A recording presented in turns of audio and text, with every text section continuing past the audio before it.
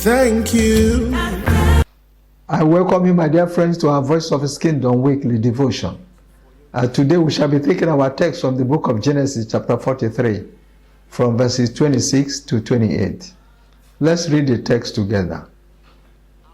When Joseph came home, they presented to him the gifts they had brought into the house, and they bowed down before him to the ground.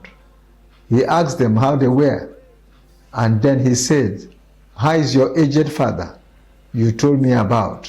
Is he still living?" They replied, "Your servant, our father, is still alive and well." And they bowed low to pay him honor. Let's look at the background again of our text. Now, Joseph's brothers met him for the first time in Egypt after they had sold him as a slave. Even though they didn't recognize him at this time, God had elevated Joseph, and much change in stature and position had taken place in his life. He recognized them, gave them the grains they needed, but requested that they go and bring their youngest brother, who is his only brother of the same mother. This act will confirm that they are not spies, but genuine travelers and traders. Joseph had earlier deliberately called them spies, I believe, to intimidate them and to make sure that they tell him all of the truth about themselves.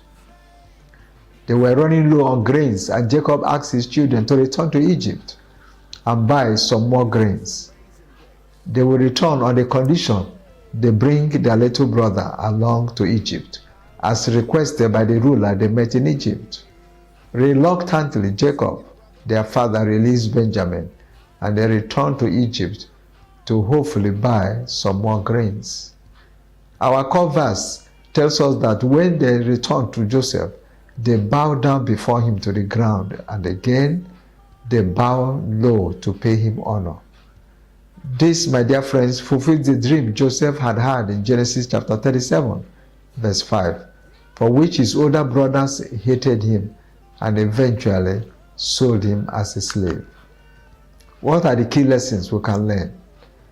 My friends, Moses told Israel in Exodus chapter 14, verse 14, that the Lord will fight for you. You need only to be still.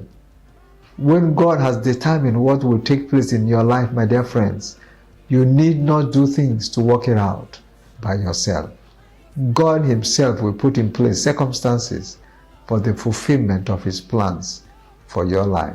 In Genesis 37 verse 5, the Lord revealed to Joseph about the events that took place in verses 26 to 28 of our core text.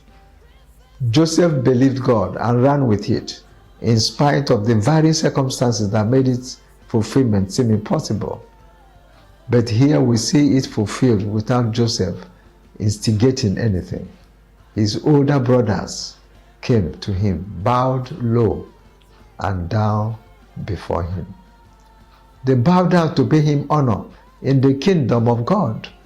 Honor is earned in righteousness. Let's look at the key lessons from our text. Moses told Israel in Exodus chapter 14, verse 14, that the Lord will fight for you.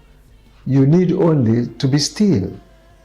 So when God has determined what will take place in your life, you need not do things to work it out by yourself. God himself will put it in place. Circumstances for the fulfillment of his plans for you. In Genesis 37 verse 5, the Lord revealed to Joseph about the events that took place in verses 26 to 28 of our core text. Joseph believed God and ran with it in spite of varying circumstances that made its fulfillment seem impossible. But here we see it fulfilled without Joseph instigating anything. His older brothers bowed low and down before him. They bowed down to pay him honor. In the kingdom of God, honor is earned in righteousness. Philippians chapter 2 verse 8 talks about Christ, and it says, being found in appearance as a man, he humbled himself and became obedient to death, even death on a cross. Therefore God exalted him to the highest place and gave him the name that is above every name. So Jesus simply walked in obedience, and God on his own honored him. So Joseph also walked in similar fashion and was honored by God. Let's look at the application before we close. God rewards faith and faithfulness, my dear friends. Hebrews 11:6, it says, and without faith it is impossible to please God, because anyone who comes to him must believe that he exists and that he rewards those who earnestly or diligently seek him. He further speaks of Abraham in Hebrews 11:8. He says, by faith Abraham, when called to go to a place he will later receive as his inheritance, obeyed and went, even though he did not know where he was going. So Joseph received the dream God gave him faithfully, and in spite of challenges, experiences, and circumstances, Joseph just kept believing God. So, my dear friends, keep your faith alive. In spite of contrary circumstances you may be going through, God who gave you the dream will work it out in his own time. God bless you, my friends, for watching, and thank you.